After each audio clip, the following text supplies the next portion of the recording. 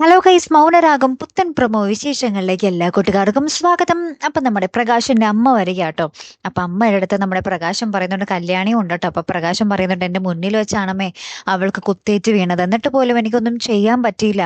ഞാൻ മാറി എന്നറിഞ്ഞപ്പോൾ അവൾ ഒരുപാട് സന്തോഷിച്ചതായിരുന്നു, അപ്പോഴാണ് ഈ ഒരു ദുരന്തം വന്നത് എന്നൊക്കെ പറയുക. അപ്പൊ നമ്മുടെ പ്രകാശിന്റെ അമ്മയും ഭയങ്കരമായിട്ട് കരയുന്നുണ്ട്. ഇതൊക്കെ കേട്ടിട്ട് നമ്മുടെ കല്യാണിയും ഭയങ്കരമായിട്ട് കരയുന്നൊക്കെ ഉണ്ട്. പിന്നീട് നമ്മുടെ കിരൺ നമ്മുടെ കല്യാണിയെ, അതായത് കല്യാണി എന്തോ സ്വപ്നം കണ്ട് രാത്രി എഴുന്നേറ്റെന്ന് തോന്നുന്നു. കല്യാണിയെ നമ്മുടെ കിരൺ ഇങ്ങനെ ആശ്വസിപ്പിക്കുന്നൊക്കെ ഉണ്ട്.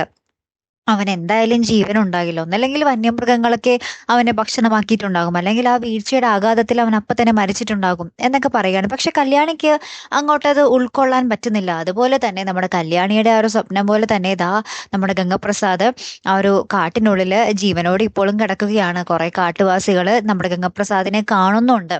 അപ്പൊ എന്തായാലും ഗംഗപ്രസാദ് വീണ്ടും വരുന്നത് നമുക്ക് ഊഹിക്കാവുന്നതേ ഉള്ളൂ അല്ലേ കൂട്ടുകാരെ. കാത്തിരുന്ന് തന്നെ കാണാം കേട്ടോ. അപ്പൊ അടുത്തൊരു വീഡിയോയുമായി വരുന്നത് വരയ്ക്കും ഗുഡ് ബൈ.